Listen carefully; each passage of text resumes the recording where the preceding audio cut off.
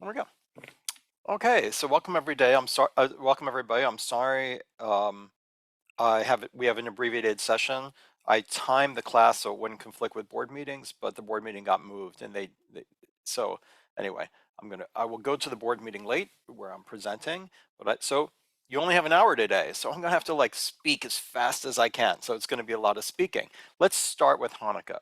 So you learn a lot by reading My Jewish Learning or To Be a Jew, and where they talk about Hanukkah, and you probably know a lot about it. But I want to give you a little summary, and then we can take questions or comments or there. So Hanukkah has an historical component. It has, and that's like one thing. I mean, it's very meaningful, but it's like historical. There's another piece of it which is purely like practicing today. Like, what is it? How do you do Hanukkah, and what does it mean to most people today? And so there's sort of the when of it, like where did it come from, the how of it, and but then there are other and there's sort of deep meanings and light meanings to Hanukkah. So let's start off with my favorite frame. I think of it a little bit like a ladder for the Jewish holidays. So like if you're kind of new to Judaism, actually, if you're not new to Judaism, most Jews don't know the system, is to kind of do the 3-2-3 model. Make sure I get it right. Yeah. The 3-2-3 model is that they're basically eight Jewish holidays. There are more, but there are eight main Jewish holidays. And they're the 3, 2, and the 3. The three are the three Torah holidays, the three main Torah holidays. They're usually called festivals. In Hebrew, a festival is a chag. The plural is chagim. And they're three festivals, three Torah Bible festivals. Then there are two high holy days, Rosh Hashanah and Yom Kippur, and then there are three historical holidays. And so the three festivals are Sukkot, which we recently had. Then the next one will be Passover or Pesach, and then the one after that will be Shavuot. And they basically are connected to harvest festivals, and they were the main festivals of the people. So Sukkot was basically fall holiday or winter break in Bible and even contemporary times, like for thousands of years, a week off in the fall.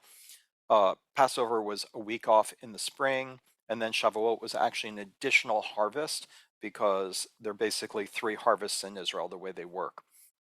And so that they're the three main festivals really embraced by the people, like people do. Rosh Hashanah and Yom Kippur are the high holidays, and they are in the Torah, but they were primarily done by the priests. And so, even though they've now risen to become uh, the primary, well, important holidays for people, for Jewish people in the Torah, they were not like the three folk festivals. They were the two high holidays from the priesthood, and now that we're all a priestly people, they're very important, and we've done those back in October. So then the three historical holidays are Hanukkah, and has a historical basis, and it is post-biblical. There is Purim, which is sort of post-biblical. Well, but no, I mean it's not post-biblical. The Book of Esther is in the Bible, but it's still complicated. It's Hanukkah and Purim, which is also coming up after Hanukkah, and Tisha B'Av, which happens in the summer. And Tisha B'Av is commemoration of the destruction of the temple. In modern times, we've added Holocaust Remembrance Day and Yom HaZikaron, the Remembrance Day for those who have died fighting for the state of Israel or because they were Jewish in terrorist attacks. But the main things are that we're talking about um, are uh, the three, the two, and the three. So today, Hanukkah is part of the third set, the historical holidays. What distinguishes the historical holidays is, well, first of all, the word holiday is really not the right word, but I don't know what else we can use. And people mess that up all the time. But um, I mean, messing it up, that's too judgmental. Uh, why is it not a holiday? Well, the word holiday really means a holy day, and a holy day is a day in which you can do no work. But Purim, Hanukkah, and Tisha B'Av, you can go to work. And so you don't have any of the kind of Shabbat-like uh, restrictions.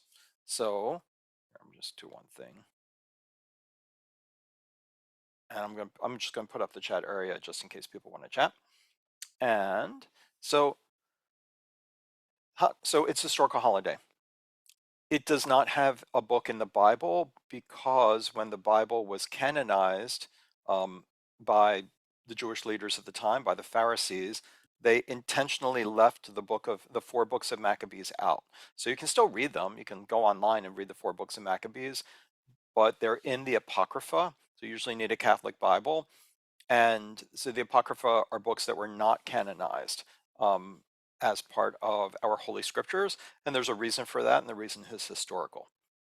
So that goes back to, like, I don't even want to get into it yet because it's like, wait a second, is the meaning of Hanukkah historical, or is the meaning of Hanukkah its underlying values, or is the meaning of Hanukkah how we celebrate it? And so I don't want to privilege one over the other at the moment, but we'll do all three.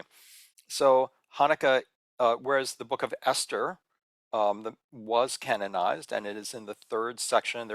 One of the things that is on the glossary I gave out last time is that the Hebrew Bible has three parts, putting that in there. Torah, then Nevi'im, prophets, then Ketuvim, which means, and so when you add T plus N plus K, you get the word Tanakh. Tanakh is just an acronym, and it means that's our word for Hebrew Bible. The translation of Tanakh is Hebrew Bible. The Torah is the first part, a very long section of the prophetic writings are second, and then there are assorted collected writings sort of at the end, and the collected writings include the book of Jonah and the book of Job. I hope I'm not wrong about that. Yeah, Job's not part officially of, no.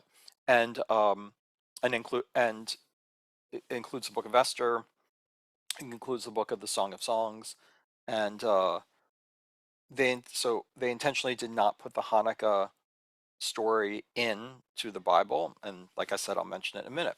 So Hanukkah, where did it's not in the Bible, and therefore, and we don't have we are allowed to go to work, and it's a historically based holiday. So now I can get into what's the history and why do we celebrate it.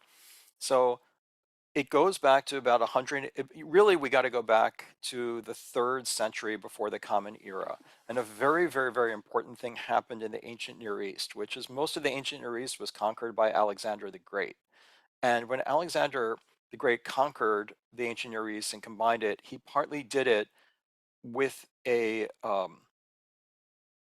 somewhat unusual philosophy, which is that the locals could keep their religions. And that as long as people acknowledged the Greek Empire as the master, local cultures could do their own thing. And at the time, that was relatively unusual because if you won a battle, that meant your national god defeated the gods of another country. And so, like, they should have to worship your gods because it would be a little bit weird if, Michigan, I don't know, who would they play yesterday? I don't know, let's just say next week. If Michigan beats Ohio State and we all run around saying, yeah, Ohio State is like so great, they're the best. And it's like, but Michigan beat them. Maybe so, I assume. So then it wouldn't make sense to conquer another people, but say, well, keep worshiping your gods in some way, because it's like, well, our gods kind of defeated your gods. In any case, that's an oversimplification, but what it basically tells us is that Alexander the Great had this accommodation to respect for local cultures, but he dies young. When he dies young, his empire is divided up among his generals, and the great empire of Egypt goes to Ptolemy, and the great empire of Mesopotamia goes to the Seleucus or Seleucid, and so and then they have to figure out whether they get along, the Seleucids and the Ptolemaics, and so that takes us from the 3rd century into about 186, 187 BCE. At that point, Antiochus IV, who's one of the Seleucids, who he is the Seleucid king at that point. He is the leader of the Seleucid dynasty in 186. and for various reasons, which are really fascinating historically and really worth a paper. If you ever want to write an essay on just something that people don't know about, that is it is really interesting. But without that's my way of saying, Nadav, don't talk about it because it's a tangent. Is that Antiochus the Fourth attacks Judea, and wins, and goes to the temple, and in a way that Alexander would not have approved of, the legacy of the empire, sticks a Greek god into the temple, destroys and sullies the Jewish things, and says, now brings in pigs, and now you have to basically, it is what I consider to be this the sort of the criminalization of the Jewish religion. Um, it's like it's ending freedom of religion for the Jews of Judea. And so the context, so now I'm going to switch for a moment. I'm still on like the main timeline, the story of the Maccabee, the story of Hanukkah. So that's the context. We could do our own thing. Now this king conquers and says we can't do our own thing, and our religion is essentially outlawed. So I guess I'm still on the same timeline. What happens? What happens is there's basically no response by the Jews. So why is that?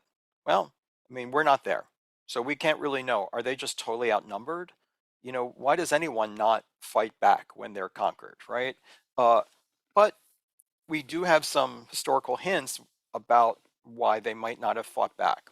And that has to do with the following. They didn't care. I mean, that's a simple answer. So who didn't care? Who didn't care about being conquered, and who didn't care about having their local religion um, outlawed? Well, basically in Jerusalem, we know from the historians of the time, they basically were adopting Greek ways. So this is what we call Hellenism. Hellenism is the spread of Greek culture as modernity, as more sophisticated. That kind of idea of colonialism that comes in and says, well, you're lucky to have us conquer you because we're so much more advanced. And often, as all sort of colonialist or imperialist um, methods, they usually bring technology with them that people haven't seen before, and they appeal to the local nobles or upper crust, that they can look even more upper crust. So basically what happens is Jerusalem has already been Hellenized, meaning that people are already wearing Greek clothes instead of Judean clothes. They're already speaking Greek instead of Hebrew. And in what I find just endlessly fascinating, historians tell us that basically down the street from the temple in Jerusalem, they constructed a stadium, and they were holding Greek style athletic games.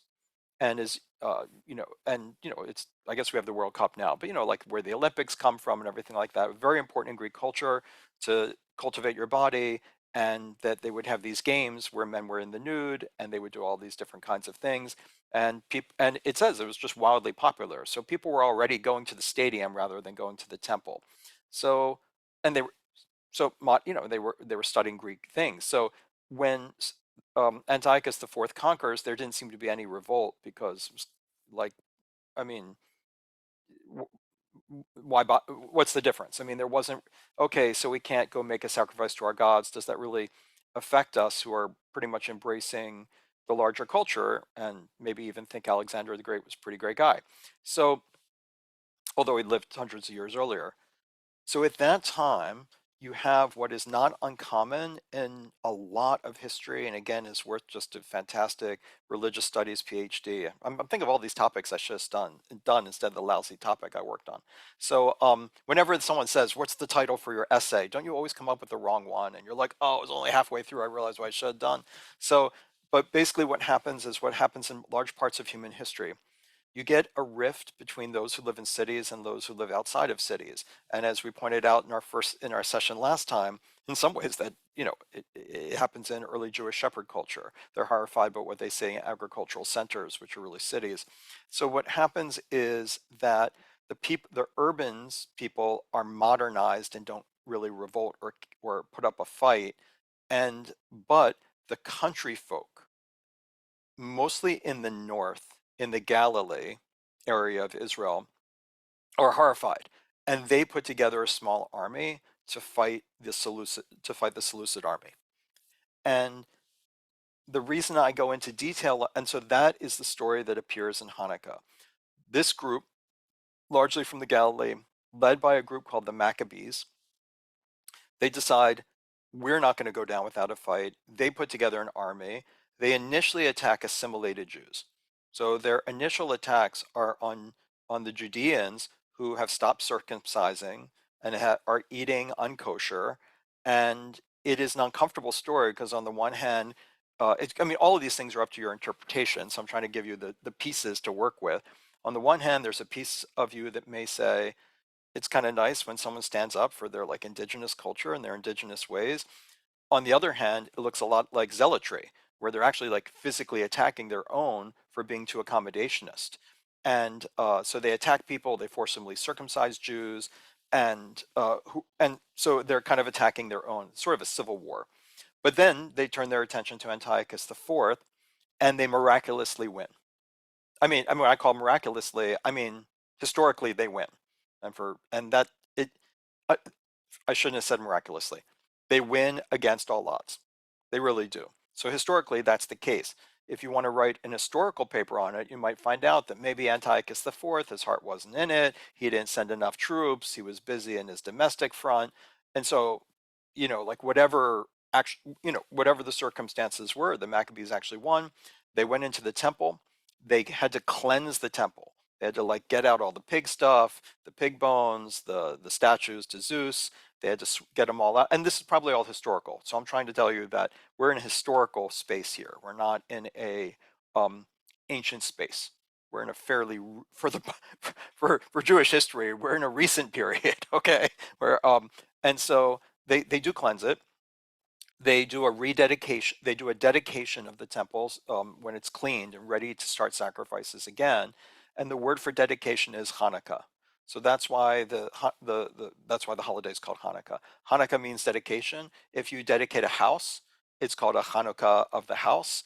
So that's the meaning of Hanukkah.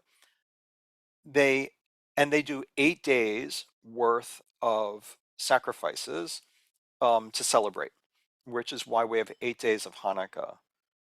I think most scholars agree that what seems to have happened is that during the war, they missed the holiday of Sukkot. And in ancient, and not just ancient times, in Hellenistic times, and even after this period, Sukkot was really considered like the main Jewish holiday. It was huge by the people. So that week in the fall, whereas today it's like Yom Kippur and Rosh Hashanah, and then people don't even know it's Sukkot. Back then, Rosh Hashanah and Yom Kippur was something that happened in the temple. Sukkot was the holiday kept by the country. So that they had missed the 8 days of sacrifices for Sukkot because it's 7 days of sacrifices for Sukkot and an eighth day of sacrifice for the holiday of Shemini Atzeret, which means the eighth day of gathering, which functions as an extra day of Sukkot. So it looks like they missed those and then in December redid them. So that's probably where, so the 8 days of Hanukkah probably come from the 8 days of Sukkot, the Sukkot holiday. And, and that's what occurs. And they basically reestablish autonomy for Judaism. And that's the main idea. So, um, so now what other dimensions do I want to look at to share with you that I think are important here? Okay. It is a holiday fundamentally about the freedom of religion. Many Jewish holidays really do have a fundamental value that goes with it. Really, the fundamental value of Hanukkah that is expressed is the freedom to practice the religion of your choice. Uh, each of the historical holidays kind of does that. Purim, which we'll get to, is the holiday that celebrates the freedom to be ethnically different. In the story of Esther, there's no mention of the word of God, there's no mention of prayer, there's no mention of Jewish ways of worship. The only thing that's mentioned is that the Jews of Persia speak a different language and dress differently. And as today, as all anti Semitism seems to circle around, it is it creates suspicion that they're not loyal to the country in which they reside. But it has nothing to do with religion, just doesn't come up. And there's nothing about God or anything. So the story of Purim is very much the freedom to be ethnically different, to dress different, speak different, and yeah, maybe to practice a different language. But should that be outlawed? Should France outlaw Muslim women from wearing the clothes of their choice at the beach because it's not French enough? Like, is that really not okay?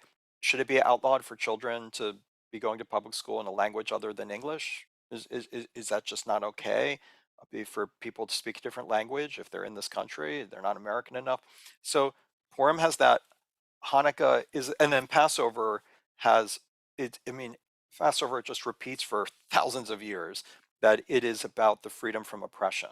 There are other forms of oppression that are not ethnic and they're not religious, that they are some species of political and economic. So Passover is very much the freedom not to be oppressed.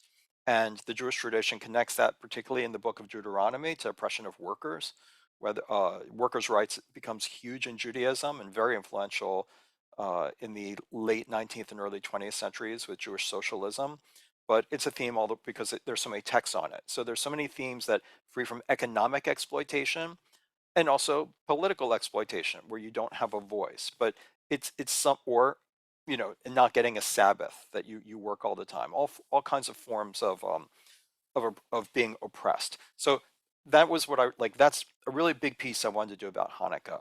That is really like the fundamental ethical thing that comes out, and I don't want it to get lost because I all get interested in history, or I get interested in something else.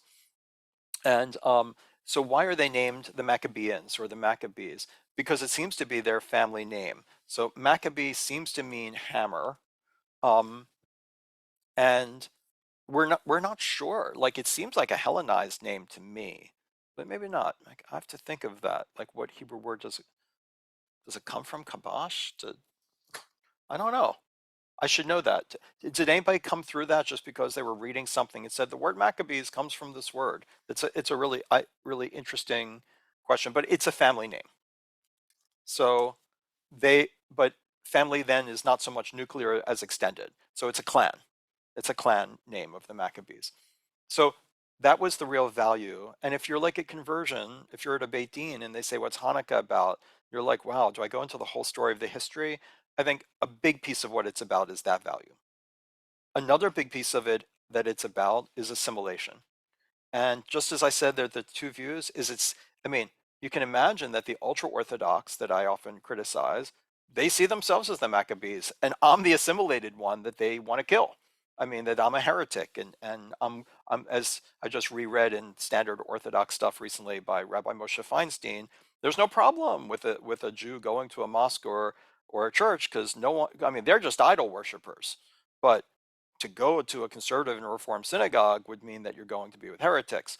And so, we're the heretics and they're the right ones. So there brings up a question.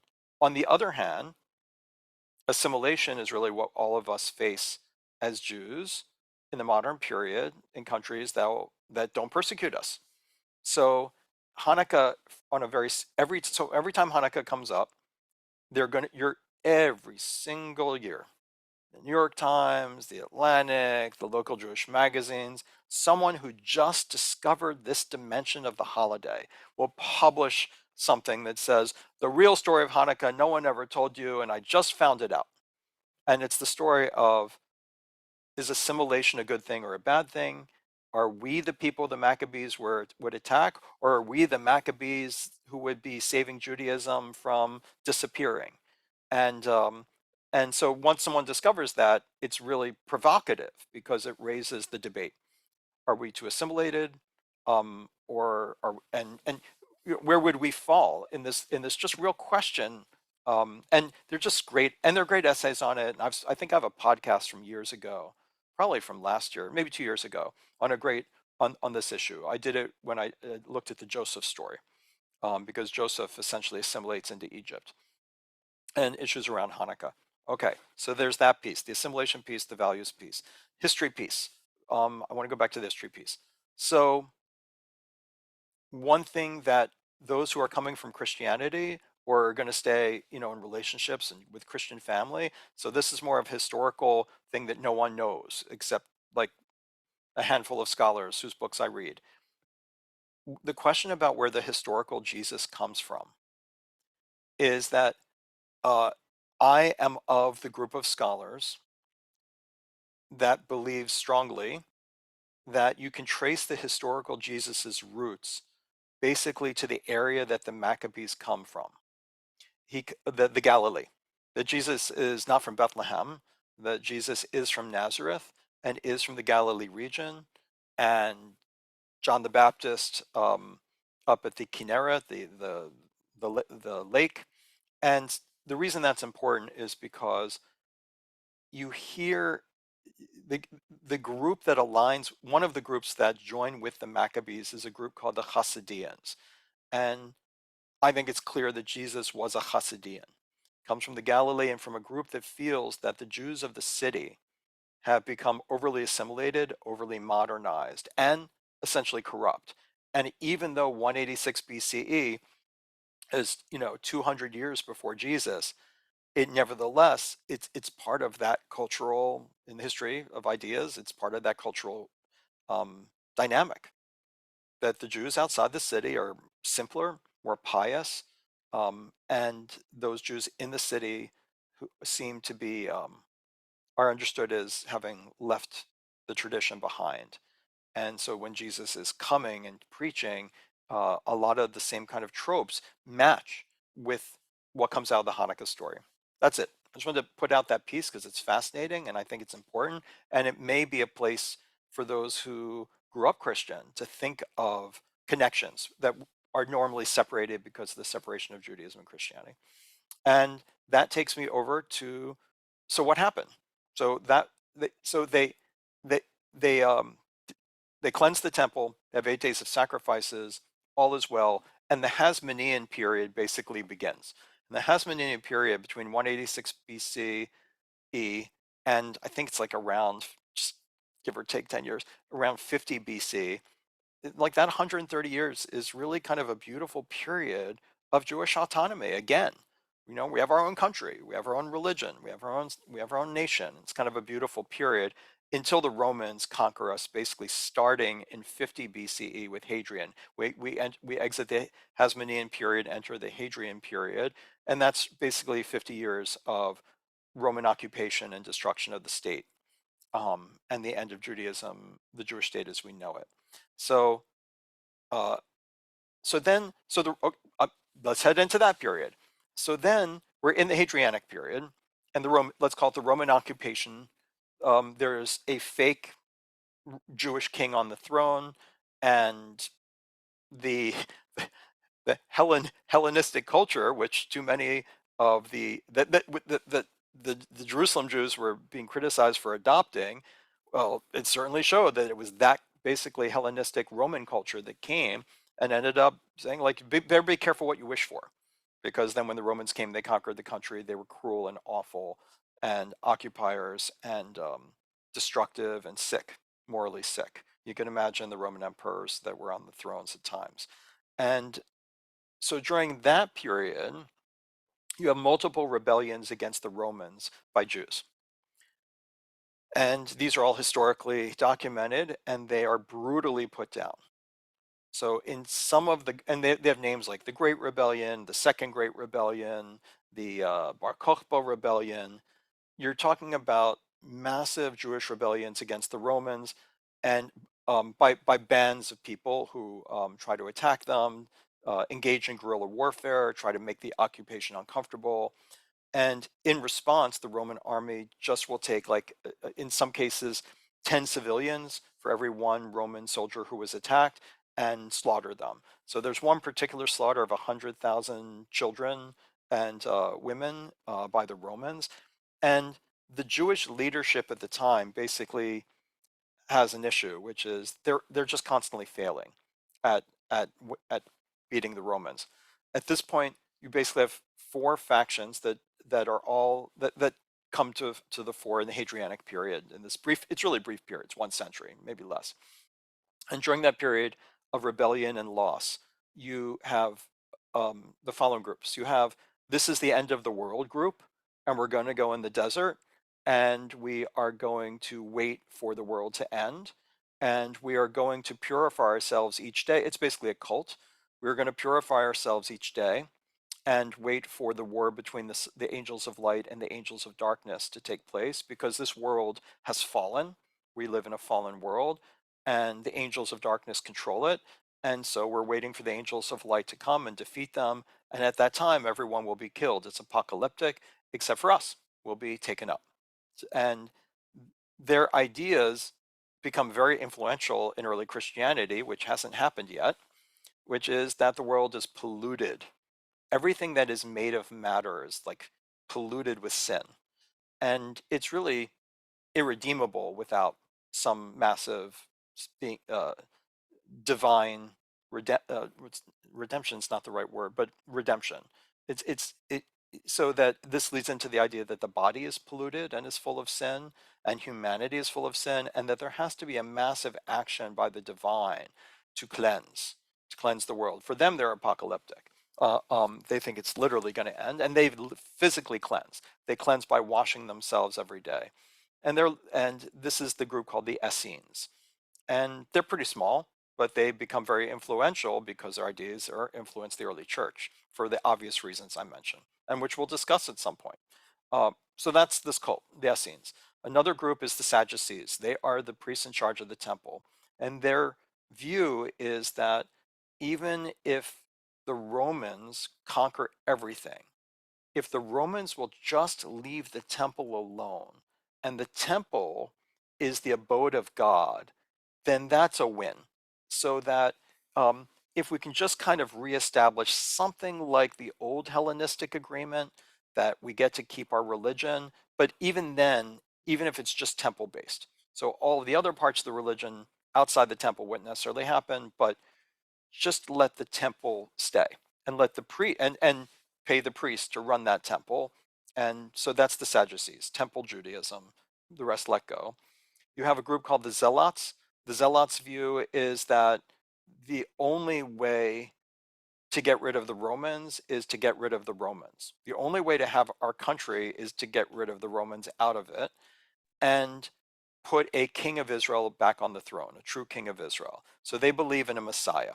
And the Messiah is a human person, obviously of royal of lineage of the stock of David, who will be a leader in battle, that we will win a war against the Romans, and that person will be put on the throne for, I mean, they'll take the throne because they were the leader of the army and they reclaim the throne, just kind of Game of Thrones like. And that's the reason, that's the meaning of Messiah. So that's one of the reasons that Jews have a hard time understanding Christians who say, but why isn't Jesus the Messiah? It's a hard question for us because we have to kind of buckle down and get encyclopedic and kind of serious. But it's so hard to understand because the Messiah idea really came out of the least religious of any of the factions. You know, of the four, I haven't mentioned the fourth, but of all those four factions, the Messiah idea was the most non-religious. It was the most human. It was almost straight up political. So whoever won the battle kicked the Romans out and was of royal blood so that they could take the throne, or then that's what the Messiah was. It was the king of it. It was a king of Israel, a kosher king of Israel to take the throne, rather than Roman appointees who were fakers.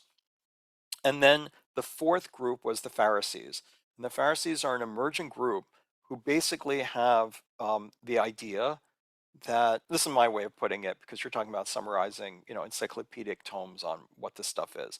The Pharisees basically have the idea that what if initially, like they see that the rebellions are being put down. They see that a lot of them do support the zealots at times in rebelling, and yet they see that it's not working. So they come up with a kind of model of the following. Unlike the Sadducees who want to say to the Romans, we can't control you, you're brutal tyrants, but will you just let us have the temple?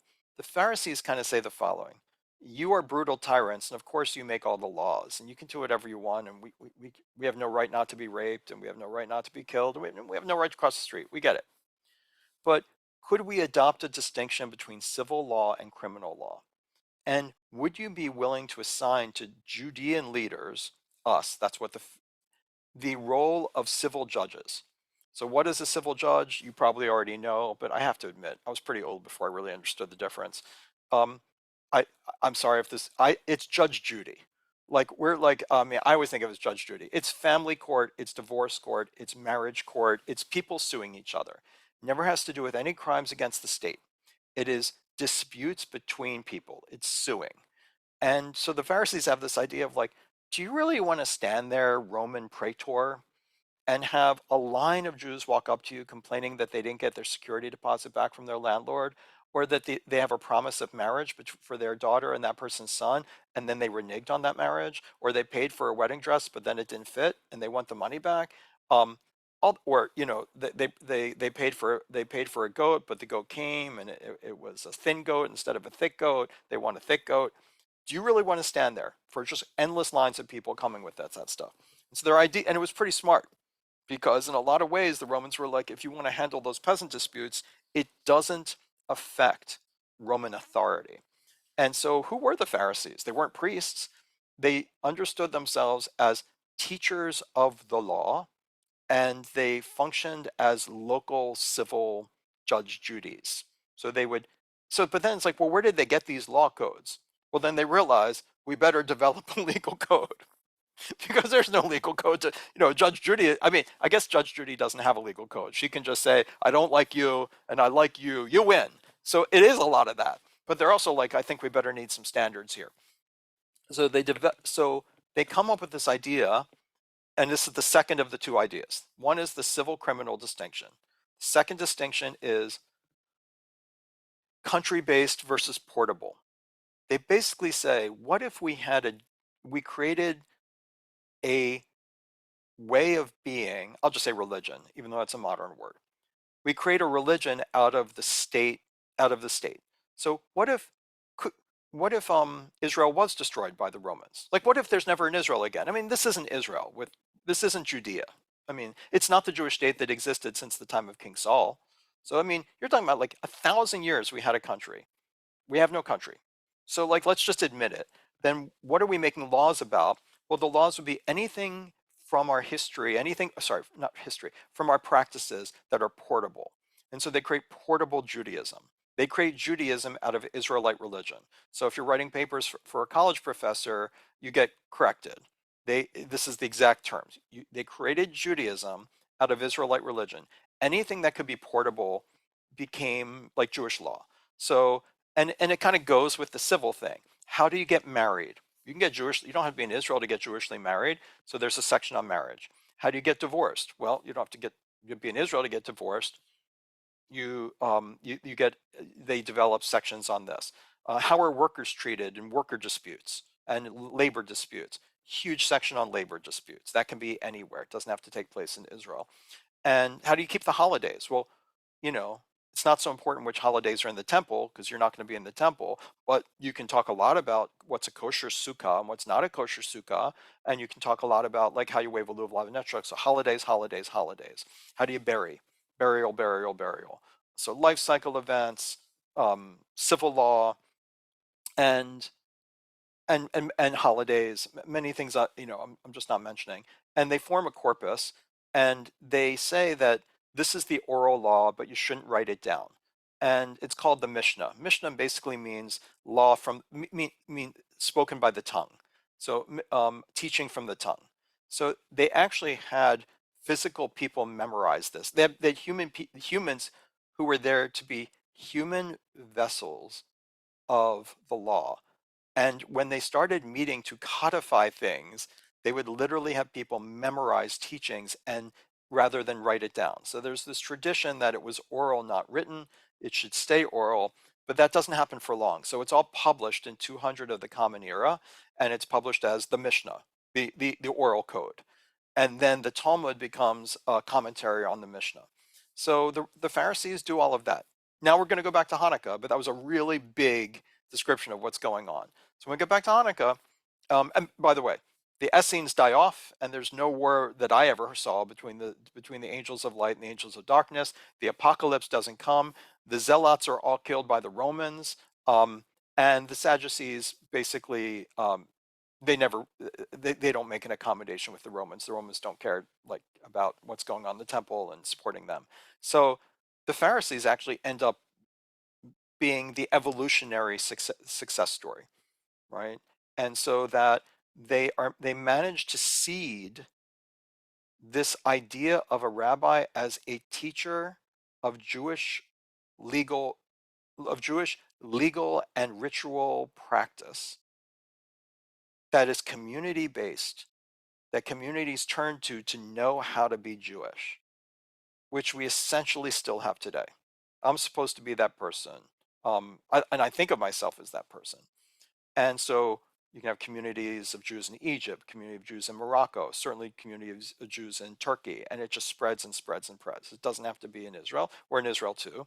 And since they want to get things out of the temple because that's not portable, they convert temple things into prayer, into synagogue things. So synagogue's a Greek word, and they basically invent the synagogue, that you have a place that's modeled on the temple, but instead of making sacrifices, you speak words as your offerings, and those offerings are prayers. Prayers are replace sacrifice as the offerings of your mouth, plus offerings of money to support the community in its practices, and become places of education. Mm. So, and here's the end of the story about Hanukkah that's important. Where do we get modern Hanukkah? Because we haven't even gotten there yet. Is that um, the rabbis decide, the Pharisees, we call the rabbis, they decide not to include the book of Hanukkah in the books of Hanukkah, the Maccabees in the Bible, because the Maccabean victory against the Greek Syrians, who look a lot like Romans, they dress like Romans, they speak Greek, and the Romans speak Latin, but it's still sound, it's the Maccabean victory is still very, very fresh, and in the minds of people during the period of Hadrian and the Roman occupation. And it's a battle cry for the zealots. It's a battle cry for the people who are saying, let's kill the Romans and get them out. God's on our side, and we'll put whoever the leader on the throne and have a real Jewish king. And that's their battle cry, is we're the Maccabees. Like we did it before, God was with us, miracles happened, and we can do it again. And the Pharisees realized that all those just end up in suicide and in massacre. And so to save people, they basically say, And so we're to not going save to people, they include the basically book of Maccabees, and I'll open up to Xiomara, that we will not include the book of Maccabees because we don't want to support this idea that people should attack Romans and rebel and be massacred. And but the memory of the Maccabees and the miracle of their victory is so strong that they need to replace the meaning of Hanukkah with a different meaning. And it's really obvious in the Talmud. I mean, this is not like my minority scholarly theory. This is like your basic encyclopedia entry, which is that so they see that around them, every time you get to the winter solstice, every culture has a festival of lights, right? All pagans, have a festival of lights because at the darkest time of the year, you got to fill it with some light festival.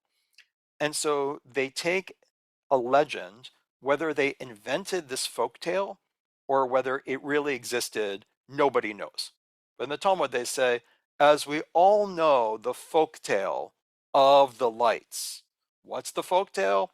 The true miracle of Hanukkah was not a military miracle, it was a miracle of light. And it was that the olive oil that they had left, the consecrated olive oil that was left in the temple when the Maccabees took it should only have lasted one day, but it lasted for all 8 days during the period of the 8-day Hanukkah rededication of the temple festival. And so we should all light Hanukkah candles and celebrate the miracle of God. And in addition, they said the word Messiah does not refer to a human king that who rebels against Romans and then who leads us against the Romans or is part of a rebellion against the Romans and then is finally kosher for the throne. But the word Messiah is much more spiritual. It refers to a future time, well, when God will show us, when God will redeem the world. And but basically, they developed this idea that the world as it stands is not ready for um, God's is not ready for the Messiah, and we have to make the world worthy of the Messiah coming by living Judaism, by living the teachings of the Pharisees to create ethical societies, not oppress the poor, not oppress the widows and the orphans, to create a society of justice, that we will be the shining light on the hill to the other nations, very much adopting, you know, Isaiah and the prophets, the prophetic vision of a future in which we've created a world in which God would say, it's appropriate now to have a king once again. And even then, we don't know what it is. And for many of the rabbis, their attitude is, or not for many, but for some of the rabbis, the idea is that when the Messiah comes again, there may even be a new creation. Like it may be the completion of this era or this epoch. So, the Messiah is not something we're trying to do right now. And so that is the story of Hanukkah. And then so then it's like, well, then that's why it's totally different than what it is today. So you have the three meanings. You have the meaning of a military victory against all odds, one that fights for a cause like the freedom of religion. You have another dimension, which is, but another dimension, which is, it is a happy holiday celebrating Jewish independence, in which we remember a miracle um, that we hear in a folk tale mentioned in the Talmud about oil lasting longer than it should have, and that's why we light the candles and we say a blessing each night. And there are no restrictions. It's not like a serious holiday, like you can't go to work and you can't cook or any of that stuff. I mean, you can't write and do homework. It's like you light the candles at night and you go one day each day. There is a middle candle for the shamash, which means which means like the utility candle. And you go buy your candles and you put on you put on your candles and you light. And then let me get out more than one. What you start with one for the first night, two for the second night, three for the third night, until you're up to all 8 of the row. And again, this is just the lighter candle, the one you use to light other candles. You put them in. I'm trying to get it on the screen right, but I don't know if I'm reversed. So you put them in. That's my right. I don't know if it's the right on the screen. You put them in right to left, and you light them left to right. So you go pop, and then you go boom, boom, boom from the inside to the end. And you go that, and there are two blessings. There's the blessing for Asher Kichan Mitzvotav to commandment to light the candles of Hanukkah, which is a little bit weird to say a blessing that we're commanded to light the lights of Hanukkah when Hanukkah isn't even in the Bible. So there are all kinds of interesting dimensions to this holiday, because commandments come from the Bible. So if it's not in the Bible, how are we commanded to do it? Yeah. And then there's the second blessing, which is blessed be God who produced miracles. It's interesting the way the rabbis phrase it. Who produced miracles for our ancestors in their day and also in our days. Because it's like, instead of it being like, because we had the miracle of the oil, it's like produced miracles back then and produces miracles today, which I have a whole essay about, um, but I'm not going to talk about it now. But it which deals with their softening, like there's winking going on here. It's like the folktale about the oil, wink wink. But and then they don't say so, and they don't write a blessing that's like, thank you for the miracle that saved Israel. They're like, thanks for all the miracles and the miracles that are happening right now, which is a little bit news to me. Although, I mean, I like it, because then it's like, when you think about what is a miracle, they're really opening up the idea of miracle, which I think is fabulous. And you give gifts and you celebrate a lot like the pagans, and there's nothing embarrassing about that. It's kind of an ecumenical holiday in that regard. So that was a lot.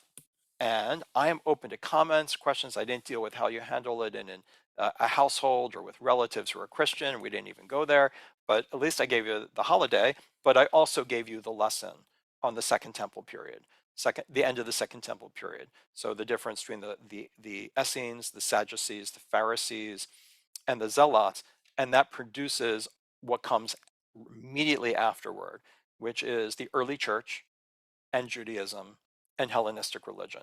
So but really produces, you can see the influences of the Essenes on Paul, not so much on Jesus. You see the influence of the Maccabees and the people living among the Maccabees, the Hasidians, on Jesus. So like the Essenes are influencing Paul, the Hasidians are influencing Jesus, and they're not seeing the world the same way. I mean, with all due respect. And then you see the clashes among, you see like, well, why is it that we don't seem to care a lot about the temple? Aren't we supposed to care about the temple? Well, the Sadducees lost, right? Or why aren't we more interested in Messiah? Well, now you understand a little bit about like what a Messiah was, and the Zealots lost. And then the rabbis spiritualized it, but the idea that we're going to end up with something more Essene-like this kind of Pauline idea that, well, that it's almost like, it's really Essene. It's like the world is polluted and dark, and sort of like this, the Essene said, it's controlled. Gnosticism, it's controlled by evil spirits. Like everything that's made of matter is controlled by evil spirits. Spirit itself, however, the invisible within it, is capable of redemption, but only through a massive divine act of redemption, like the giant apocalyptic war. Except that giant apocalyptic war becomes instead God's Son was delivered, and through God's Son you have access to this inner salvation from a world of absolute polluted sin and everybody going to hell. So you see how that's influencing that. Jesus is influenced very much by like simple, the simple values that we know outside the city, from simple places like the Galilee. You take care of your neighbor, you, yeah, I mean, healing, love, basically the words of the prophets. Because the Hasidians basically believe that the most important book, well, that's that, I don't need to say it that way. The Hasidians in your Galilee believe that no one's reading the prophets enough, that that's 1/3 of the Bible. Actually, at that time, it's half of the Bible. And that the whole point of prophets is to create a prophetic, a shining city on the hill. It's to create, I mean, which makes perfect sense. They're right. I mean, I don't disagree with them. They're absolutely right. Pretty much all of the books of the prophets are about creating a society that models holiness to the world and thereby transforms it. It's putting, in that way, you're putting the light in a place in which it's just going to naturally spread. Everyone's going to be like, well, why don't we do it like they do it? Like what they're doing is like everyone wants to live there. It's not utopia. It's not utopia. It's not like this perfect, weird, cultish thing. But what it is like the best it can be. It's a pretty great way to live. And so that's kind of where like Jesus is coming from. Get rid of corruption, take care of the poor, all the stuff the prophets are saying are the litmus tests of whether you've created a society of holiness, as indicated in the book of Leviticus and then enunciated by the prophets. And then you have the Pharisees, who are basically like, we're going to create a system of survival. We're going to create religion out of a country. That's kind of like, it's kind of brilliant, but it's all created out of this model of like teaching and study. And instead of a statue in the altar or the Ten Commandments in the Holy of Holies in the temple, we're going to put the book of the Torah in a closet and do that. And then bring it out and study it. And so it becomes built out of what we call rabbinic Judaism. So um, that's kind of the conclusion. So I know that I consider part of what I'm trying to do here is like deliver the content, but I'm definitely open to questions or comments in any direction that you want to take it. And you can unmute yourselves or put something in the, so, and if you want, so if one, no one said anything yet, so I'm waiting. There we go. Axiomara. I apologize for the tardy arrival. So why was it 8 days? because where what I read was that there wasn't enough oil for the 8 days of celebration. So was it 8 days was some kind of interval for celebration, or was it just 8 days was how long the oil lasted? So the by the way, I love your dog. It's Oh, really yeah, thank impressive. you. So the 8 days are it although it doesn't say it explicitly in the books of Maccabees, most scholars agree that the 8 days are the 8 days of Sukkot, because during the war they Uh-huh. missed the Sukkot sacrifices. And even if you read in the Torah, like this isn't just a later thing. The Torah is pretty big on making those 8 days of sacrifices for Sukkot. And in the Talmud, the holiday of Sukkot is simply called the holiday. That's how central it was. So if I told you, oh, it's the holiday, you might be like, is that Yom Kippur? I'd be like, Uh, no, in those days it was Sukkot. So the 8 days are the 8 days of sacrifices of Sukkot. And and the miracle of the oil is a later folk tale made up by the rabbis to prevent people from rebelling against the Romans, because the real story of Hanukkah was basically that when people who looked just like the Romans, although they were Greek, or they were Greek Syrians, they were Syrians Yes. with Greek culture, come in and conquer you. You can actually, with just a small band of committed people to the freedom of our religion and of Israel, of Judah, you can defeat them. But since that wasn't working, and the rabbis saw that hundreds of thousands of Jews were being slaughtered because of it. And again, you're talking about non-combatants. You're talking about the Roman system was just to kill women and children and the elderly, to punish mostly young men who were attacking them in guerrilla warfare. So Sukkot being a biblical holiday, Hanukkah is not a biblical holiday, or is post-biblical was the Yep. term that I I call read? I call it historical, but if someone calls it post-biblical, it makes sense. I see.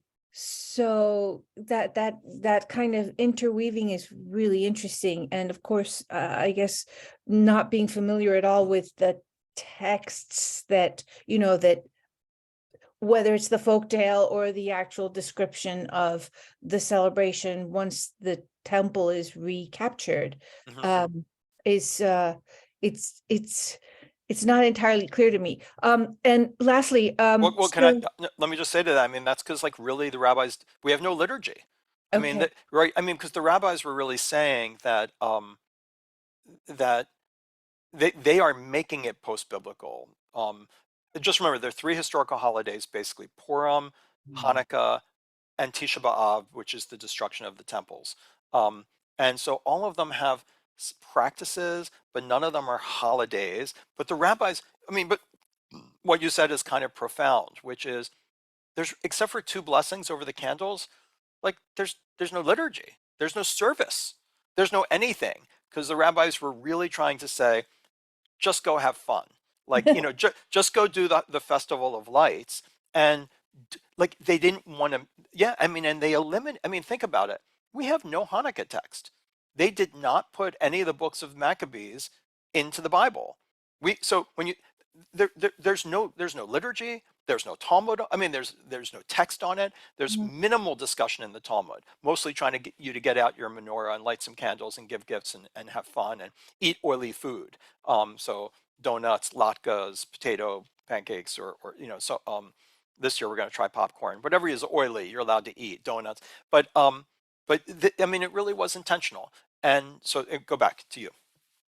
So what I read about the kind of the way the holidays taking shape in the recent, I don't know, 50 years, right, is that post-war that the irony is that it was a festival of lights that was commemorating the casting off of a Hellenizing, of an assimilating type of impulse along with the occupation, and that now the way Hanukkah is kind of um interwoven with Christmas, like, I don't know if one would say commercially, that it's much more of a big deal today than it used to be. Hmm. I think all of that's true. That's why you have the three dimensions of Hanukkah. You have the freedom of religion dimension. You have the assimilationist question, which Okay. is it was an anti-assimilation holiday, and uh, and then you've got the third piece, which is it's a happy, joyful celebration that does. That, like, if you want to put it negatively, it's like, oh, it's now just assimilation. If you want to put it positively, I would say it's ecumenical. Like, aren't we all looking for ways to share and come together? And there's no way to come together for Yom Kippur. Do you know what I mean? Like, because Janice Swift, when I invited her to come, she's the superintendent of Ann Arbor Schools. When I invited her to come for Yom Kippur and present on our bima with a prayer I wrote, she said, "Sure, but I insist on coming for the whole service." I was like, "Well, you'll be there for 13 hours. I mean, we start at 8:30 in the morning and we're finishing at 8 at night. So I mean, you have 11 and a half hours to get through. So like there is no ecumenical Yom Kippur, it's not like, and so it's too intense. So and so if you ask me where I come down on it, Mhm. it isn't. I actually, yes, Hanukkah has. I'm not so sure I buy the argument when people say it's terrible, it's so assimilationist, and because look, it's just kind of like become more popular in places like America because it's the Jewish Christmas. Um, I mean, that person is taking a position in the debate, but that is not the final word. So I would take the other position in the debate, which is this. I actually keep Judaism and I keep all of the holidays, Mhm. and it's a lot of work. And it's a lot of downers. Like a lot of the holidays have these memorial services I lead, and we have to remember everyone who died, who's not with us anymore. We have to remember the Holocaust, and we have to remember the destruction of the temples, and we have to remember the Nazis, and the Romans, and the this, and the that. And then we have to make sure we get our lulav and etrog, and if we don't shake it right, maybe there won't be rain. And it's a lot of, and then we got to do Yom Kippur and introspection. And for 11 hours, I got to be like, holy cow, I am so lame compared to what my 16-year-old self would have hoped for me when I hit 56. Like, what am I doing? How would God, if I became for God, God be like, that's all you did? That's all who you became? After you got to live in probably one of the best eras of all time with all that privilege and medicine and everything. So it's all pretty intense. It's like, it's not a religion for babies, right? Please don't take Hanukkah away from me. I want one holiday where I don't have 5 pages of liturgy. I've got a paragraph of liturgy that's stuck in the Amidah. I don't want an extra prayer book. I've got my Tisha B'Av prayer book.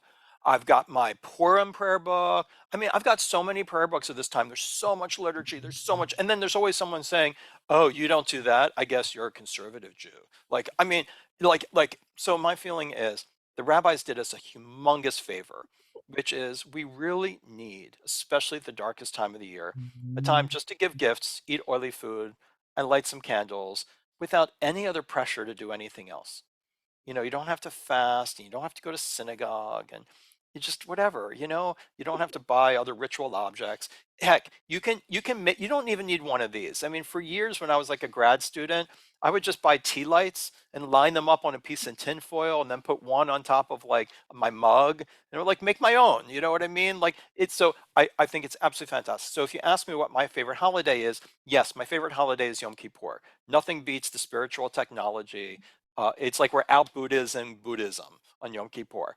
But my second favorite holiday is definitely Hanukkah. Like I need the balance. I need time just to like give gifts and be silly and have nothing I need to do. But like, and for many years, just lighting the candles alone in my little apartment and watching a movie and maybe getting an Amazon gift card from somebody. So like, I just think that we need it.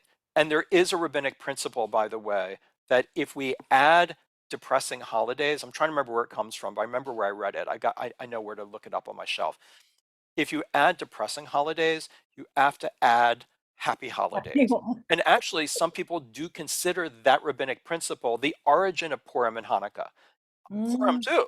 Shouldn't Purim be serious? They were going to kill all the Jews and then we like massacred them and it's this. I mean, that could be super serious and it does basically have its own prayer book. And the fact that you're supposed to have a fantastic time, that's not new. So I don't think that like, just like this idea that Hanukkah is nothing more than the Jewish Christmas, I'm not sure that's true. I mean, Purim goes really far back and that's just like, I mean, that's just festival, that's just Mardi Gras.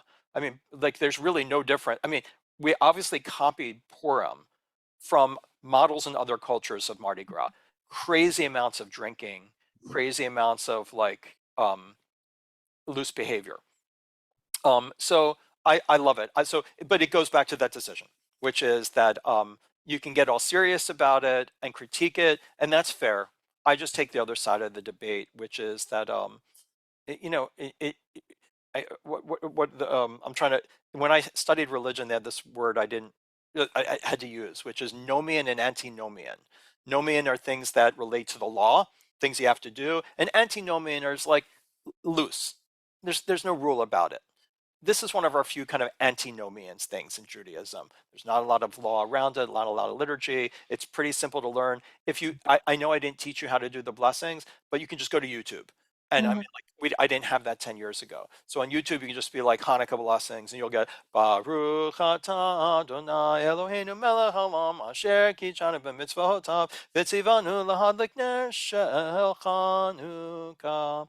So, so that's sorry, I know I haven't been going back and forth, but and so that's another way to understand it. So I know it's 3:04. Any other comments or questions or observations? When do you refer to the Torah as Tanakh? So when you're referring to the Torah is the T of Tanakh. So Tanakh's an acronym of TNK. So when you're referring to the first 5 books of the Bible, you say Torah. Torah. When you're referring to the next huge number of books, I'm trying to remember how many, 20 something, then you're talking about Nivi'im, which is prophets. And then when you're talking about the extra writings, then you're talking about the K. So the difference between Torah, and some people have said to me, what's the difference between the Torah and the Bible? The Torah is the first 5 books of the Bible, but then following the Torah, we get many more books. The book of Joshua, then the book of Judges, the books of Samuel, the books of Kings, and and then we get all of the prophets: Isaiah, Ezekiel, Jeremiah, Amos, Habakkuk, Hosea. It goes on, Proverbs, and Psalms, and then you get the writings, which are, like I said, Jonah, Job, Esther. I get one of those wrong. One of those may even be in the prophets. Maybe Jonah's in the prophets. No. I think it's in the writings. Anyway, So, Esther, so on, so forth. so Tanakh is a compilation name. Correct. Gotcha. It is literally just an acronym. Torah, Nivi'im, Ketuvim. So Tanakh, Tanakh. Got it. Yeah. And if you say, well, what is the translation of the word Tanakh? If it's just an acronym, you translate it Hebrew Bible. Um, and it is what Christians call the Old Testament. And we don't use the term Old Testament because that Yeah. means it is an outdated Mm. testament means basically a covenant. So if you say it's the Old Covenant, it's been replaced by the New Covenant. Mhm. Um, so that's why we don't call it Old Testament. I didn't want to be misunderstood in terms of the Hanukkah Christmas issue, because I'm totally for it. I guess the issue is because people agonize about this in terms of Christmas, is that, is it a spiritual holiday? Is it the whole presence thing, I guess, is the elephant in the room for me, because, if you're a convert, and for example, my daughter's a convert, right? She's totally into the gifts, and I know she's not the only Jew who has a tree in the house, right? But they're celebrating Hanukkah, right? And I know that his parents give them token gifts, right? So with a conversion Jew, that line, it's not so much about, oh, they're spiritually identical, for example. It's a question of, how commercialized does it get? I guess that was it. So No, it's completely legit. I mean, I think Jews are lucky with Hanukkah, which is for it's to me, like we're saying, it's probably okay that it's commercialized a bit for those who take my view. For others who are like, no, I think it's really challenging us not to assimilate. I guess for me, it's I think it's pretty non-assimilation okay. to not keep Christmas and to keep Hanukkah instead. So it's all about the cup half full and the cup half empty. The Orthodox Jew looks at me and says, "Ugh, I mean, all you do is Hanukkah. I mean, it's barely anything." But my attitude is, well, I mean, if you've ever been in a situation like I have, where you're trying to tell a teacher or a principal, can we do something? Like, is it really okay that we're only doing Christmas in the middle school for 1,000 kids and there's no mention of Hanukkah and the entire lobby of the school is Christmas? Because a lot of schools still do that. People think the Supreme Court changed it, but they didn't. Because the Supreme Court has basically said that Christmas is not considered a religious holiday. And it's, no, I'm serious. So that, yeah, it's considered a national holiday. I mean, Oh, like, I can't get Yom Kippur off of school, but like, because I'm told we don't take off for religious holidays. But we take off for Christmas because it's a national holiday and it's not a religious holiday. that's I was like, well, I mean, that's oh, not fair. So I think that for Jews who say, hey, like my kid doesn't want to do a Santa Claus in a tree, they want to do a dreidel, that's already, trust me, if you end up having that fight, you're not assimilating. You're mhm, basically standing up for who you are. And I see that fight taking place, by the way, in the fight. I see the issue arising even in the elementary schools here in Ann Arbor, because when I watched a class and one of my kids was in a class and they were just doing Christmas stuff, I could see that there were Muslims in the class because one of them was my daughter's best friend. And I know that that Muslim family is trying to ask themselves, do we say anything or do we not? Do we say any? Because I know the family. Um, and I didn't talk to them about it explicitly. I'm just telling you my read of them is we're new to America. Do we mm, really want to make waves for our kid? So my feeling is Jews have been making waves and being like, this, and mhm. that feels very far from assimilationist to me. So, I see. but let's do this. But it does come into being in Judaism with other holidays. I mean, someone could say, well, I still disagree, Nadav. I think Hanukkah is really, really serious, and we should take it more seriously, and that's a legitimate thing. That I might say that about Passover.